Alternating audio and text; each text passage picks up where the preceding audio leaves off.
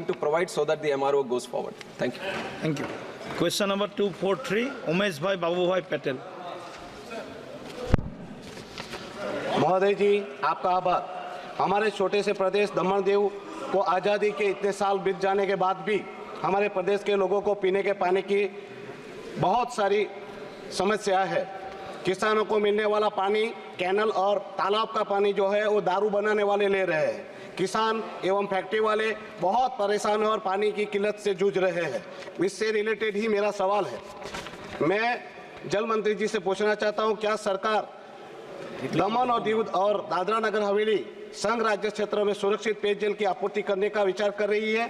यदि हाँ, तो इस संबंध में कार्यान्वित की जा रही योजना का ब्यौरा क्या है और विगत 5 वर्षों के दौरान सरकार द्वारा संस्कृत धनराशि का ब्यौरा क्या है? क्या सरकार का दमन में जल आपूर्ति के लिए काले नदी पर बांध बनाने का विचार है? यदि हाँ, तो बांध का निर्माण कब तक हो जाएगा? माननीय यदि नहीं तो उसका एक मिनट, आप पहले क्वेश्चन नंबर बोलना है। सॉरी उसके बाद फिर मंत्री जी सॉरी बोलेंगे, उसके बाद फिर आपका सवाल तो हो ही गया, फिर भी आप सप्लीमेंट्री बाद में पूछ लेना माननीय मंत्री जी। आदरणीय महोदय, क और ख का प्रश्न का उत्तर सभा पटल पर रख दिया गया है। माननीय सदस्य। सर, नया हो तो थोड़ा मिस्टेक होगा। ठीक है, कोई बात नहीं। पानी की आपूर्ति के लिए हमारी सरकार की दमन दीव को लेकर कोई योजना है? अगर है तो वो कब तक पूरी होगी? पानी की आपूर्ति के लिए हमारी सरकार की दमन दीव के लिए जो भी योजना है वो कब तक पूरी होगी? धन्यवाद। माननीय महोदय, सदस्य ने जो प्रश्न पूछा है वो प्रश्न के बारे में बताते हुए मुझे बहुत हर्ष होता है कि दीव दमन और सेल्वास उनके जो एलजी है, उन्होंने जो आदरणीय प्रधानमंत्री जी मोदी जी ने जो यूटी का फंड भरा है, उनके लिए जो ज़्यादा पैसे का आवंटन किया है, उसी पैसे से उन्होंने 100% सभी के घरों में ये नल से जल देने का प्रबंधन हो गया है। उन्होंने हमारे मंत्रालय से पैसा मांगा नहीं, हमने देने की ऑफ़र की तो भी उन्होंने नकार दिया। उन्होंने अपने ही पैसे से जो मंत्रालय के जो नियम है उसी के मुताबिक बहुत अच्छी व्यवस्था करते हुए 100% वहाँ पर काम किया है और वो सभी सरपंचों की ओर से भी उसको सर्टिफाइड किया गया है। जो 100% काम पूरे करने वाले में ये दीव दमन ऊटी आती है। यहाँ पानी का कोई भी प्रॉब्लम या कोई भी कंप्लेंट हमारे पास नहीं है। सप्लीमेंट्री माननीय सर, मेरा मंत्री जी से कहना है कि इसके लिए एक जांच समिति बिठाया जाए और हमारे प्रदेश में 90% विस्तारों में अभी भी पानी नहीं पहुंचता है। प्रशासन सिर्फ और सिर्फ अवार्ड ले रहा है और पानी की आपूर्ति वहां पर पहुंची नहीं है। तो मैं आपसे निवेदन करना चाहता हूं कि पानी की आपूर्ति के लिए एक जांच समिति बिठाई जाए और हमारे प्रदेश की स्थिति का आकलन किया जाए। माननीय महोदय, मैंने आपको पहले भी बताया कि यहाँ पर 100% काम हुआ। मंत्रालय से कोई प्रकार का पैसा लिया नहीं गया, कोई मदद ली नहीं गई और वहाँ के जितने सरपंच हैं और सभी सरपंचों ने अपने गांव में सभी घरों में पानी मिल रहा है ऐसा सर्टिफाइड किया हुआ है। एक पहला एक यूटी है कि जहाँ पर 100% काम सर्टिफाइड भी हुआ है। हमारे पास कोई भी कंप्लेन नहीं है और कंप्लेन नहीं होने के कारण हम उसको जांच समिति बिठाने का भी प्रश्न नहीं आता है। धन्यवाद। श्री राम श्रीमुनि वर्मा जी। बहुत बहुत धन्यवाद सभापति महोदय। मेरे लोकसभा क्षेत्र उत्तर प्रदेश जो आकांक्षी जनपद है श्रावस्ती और बलरामपुर, जिस तरीके तमाम अन्य जिले आते हैं बॉर्डर एरिया पर देश की रखवाली के लिए, नेपाल बॉर्डर पर एसएसबी के जवान जो सीमा सुरक्षा पर तैनात हैं और तमाम चौकियां बनी हैं और तमाम गांव भी हैं, उनको लगभग 10 किलोमीटर दूर पानी लेने पीने के लिए लेकर आना पड़ता है। तो मैं इस संबंध में सरकार से जानना चाहते हैं माननीय मंत्री जी से, क्या सरकार उन जवानों और उन गांवों में बसे लोगों के लिए स्वच्छ जल पीने के लिए कोई ठोस कदम उठाएगी? आदरणीय महोदय, सरकार की ओर से करीब 77% यानी कि 15 करोड़ घरों के अंदर ये जल जीवन के माध्यम से पानी दिया गया है और ये पानी पीने लायक भी है। मैंने पहले भी आपको बताना चाहता था कि गुजरात में जो बॉर्डर में पाकिस्तान के बॉर्डर पे लगे हुए जो गांव हैं, जहां पर जो सरहद के ऊपर हमारी सुरक्षा के लिए जो जवान हैं, वहां पर पानी की व्यवस्था नहीं थी। वो भी हमारे आदरणीय प्रधानमंत्री जब मुख्यमंत्री थे जब भी उन्होंने नल से वहां पर पानी की व्यवस्था कर दी है। यहाँ पर भी 77% हो गया है। ये काम राज्यों का है। राज्यों की ओर से जो DPR बनता है उसके अंदर वो जहाँ पर भी पानी देना चाहता है उसका टेंडरिंग भी राज्य सरकार करती है। उसके अंदर उनको टेक्निकल सहाय और फंड वो मंत्रालय की ओर से आवंटित किया जाता है। ये योजना जहाँ भी होगी हम पूरी तरह से उसके अंदर मदद करके सबको पानी देने की व्यवस्था कर रहे हैं। NK Premachandran ji. Sir, this program, Jal Jeevan Mission program is one of the best program and the intent is very good. But sir, it is practically not feasible to implement the program. Why? It is very difficult to achieve the objects. Why? Because the basic issue is the availability of water and access to the water. That is the basic issue. The Jal Jeevan Mission, to my experience as a water resources minister during 5 years in the state of Kerala, even the state is having abundant water. We are facing very big difficulty regarding the availability of water as well as access to the water. The Jal Jeevan Mission is totally intending to have potable tap water to the houses. Sir, to my experience in the state of Kerala, it has become an engineering project. Correct.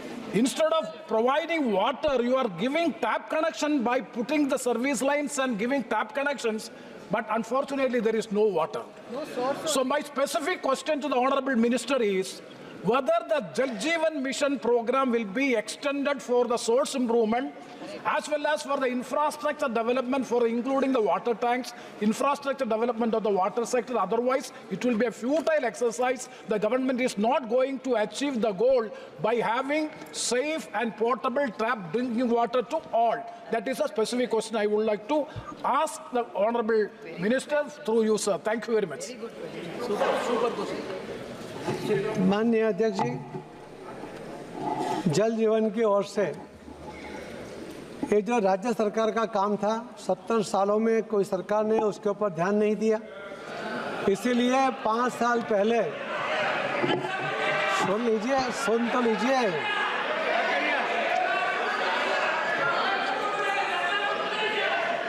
70 साल में अगर ये काम हुआ होता तो अभी तक ये समस्या की चर्चा आज सदन के सामने नहीं आती।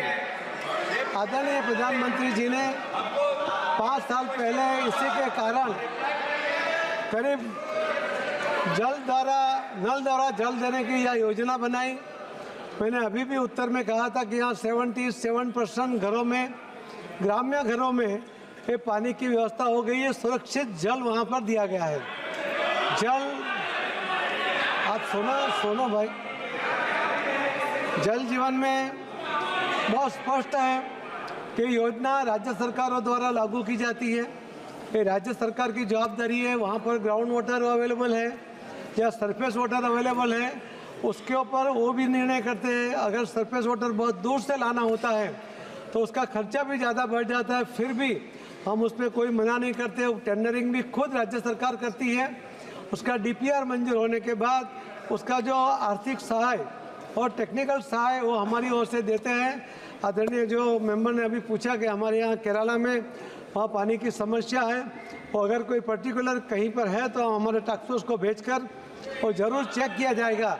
मगर अभी तक हमारे ध्यान में कोई नहीं, क्योंकि केरला में उन्होंने ही जो कहा कि वहाँ पूरा जल है और ये सुरक्षित जल देने की वजह से योजना का जो महत्व था कि 5.5 घंटे आज पूरे देश में महिलाओं के बच रहे हैं।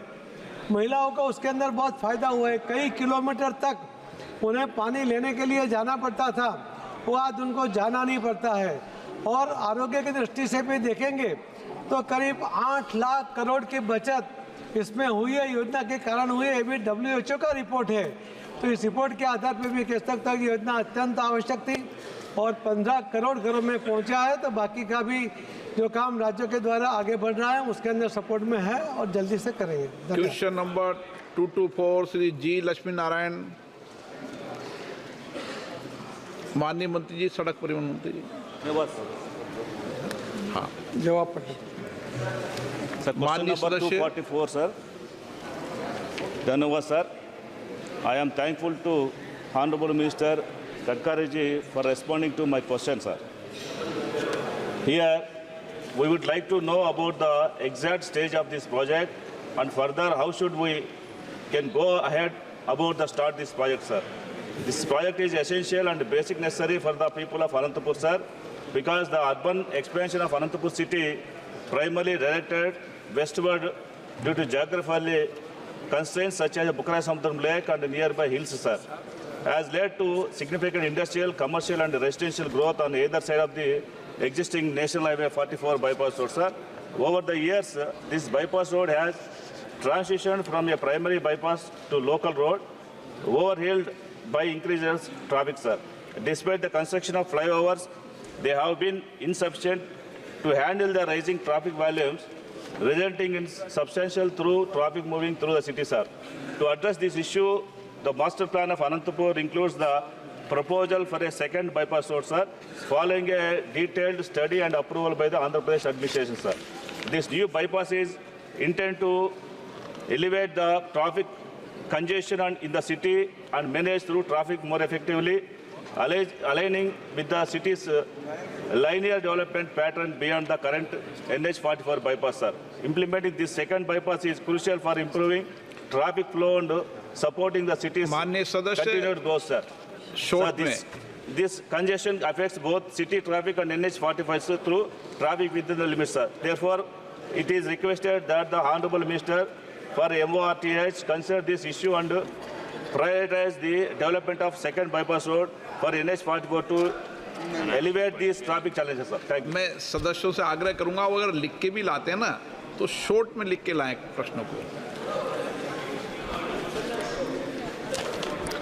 Honorable Speaker, sir, the proposal presently, we don't have any proposal for sanctioning the ring road for Anantapur. Currently existing, we have 3 bypasses with total length of 27.75 kilometers, covering 60% of the outer periphery of the city.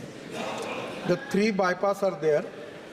Bypass of NH44 with the length of 16.5 kilometers, traffic PCUs 22,000. Bypass of NH544D, Anandpur to Muchukota, it is 8.1 kilometers. The traffic PCUs is 11,000 PCUs under construction. The bypass on NH42 is 3.15 kilometers. Traffic is 6,500 PCU. But what honorable member is giving the reference about the main road, traffic on the city road is 30,000 PCUs. Actually, my officer was reporting me that this traffic is from the city. But we will again make the study of all these things. We will find out the option. And if it is to be needed for the city that we have new ring road or something where we can attach some ring road part of this road, connectivity to these bypasses, we will try to resolve the issue. We will again make the study of it. Thank you, sir. Shrimati D Purandeswari.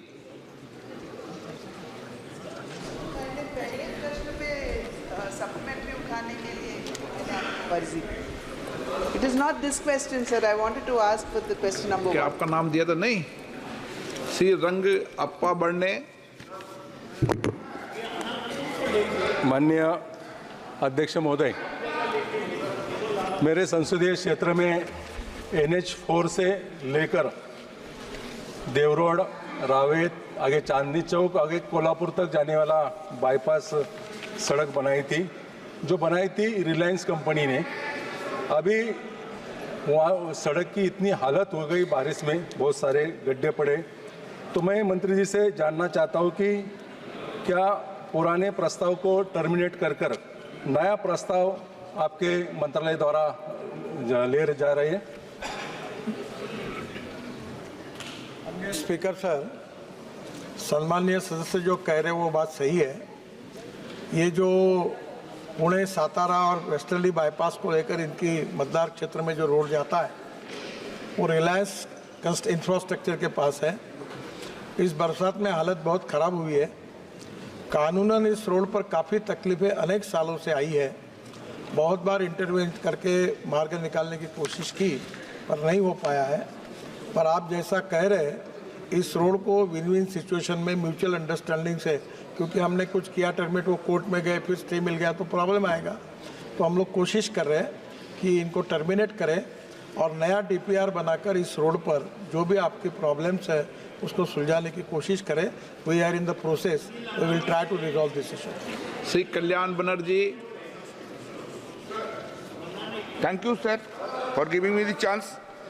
Sir, I am grateful that you have commenced the work in the Shaktigarh Highway, that's NH2. At the request I earlier made, you have commenced it long 3 years back. I'm now in the Dankuni, at the Dankuni. The overbridges are being done, flyover, etc. Especially at Maitipada, which is the gateway of the Calcutta. This overbridge is being constructed for long days, long months, months after months. And thereby there is a great traffic problem, great. And as you know, the ring roads also have been destroyed. I just request you, in the form of this, that you have done, you are doing it. Kindly expedite the matter, and when can it be finished? Okay. That's the thing I want to know. You are I was thinking that whether you will be here or not. We were missing you in the last week. Greatly missing. Okay. Honourable speaker महोदय, last week में मैं Iran प्रधानमंत्री जी ने मुझे भेजा था, इसलिए नहीं था उसमें, तो वहाँ के प्रेसिडेंट के ओथ सेरेमनी के लिए, उसके लिए मैं क्षमा प्रार्थी हूँ। पर एक इम्पॉर्टेंट चीज़ है सर कि ये this subject is only related with the ring road of Anantapur in Andhra Pradesh, but honourable Banerjee asking me about the road in West Bengal. My request to him, I don't have the details about that project. After this question hour, my time is restricted for only member of parliaments. I am in my office and officers are there. Please come. I will try to resolve your issue and I will find out the option. Shri Sher Singh गुबाया। Sir, मैं मेरे parliament हल्का फिरोजपुर एक project 8-10 साल पहला पास हुआ सी हरी के तो file का डिफेंस रोड। सर 10 साल हम देख रहे हैं कि वो अजय तक चालू नहीं हो सका। मैं मंत्री जी से जानना चाहता कि वो जो डिफेंस रोड है जितो अमृतसर तो सारा जो कणक चौल का जो कांडला तक 1500 किलोमीटर का रास्ता जो इस रोड पे चलते हैं और इतना ट्रैफिक है कि बहुत ही माड़ी हालत होती है। जब तो उसका कब तक वो जो है रोड बन जाएगा, ये मैं जानना चाहता हूँ। सम्मानीय स्पीकर महोदय, ये जो बता रहे, मेरी जानकारी से वो रोड नेशनल हाईवे नहीं है, वो स्टेट हाईवे है। फिर भी वो बता रहे हैं, मैं अभी मेरे पास उसकी इंफॉर्मेशन नहीं है और मैं उसको जांच करूँगा। अगर हमारा रोड होगा तो उसके ऊपर उनके साथ चर्चा करके जो भी आवश्यक है वो उपाय योजना की जाएगी। Question number 245.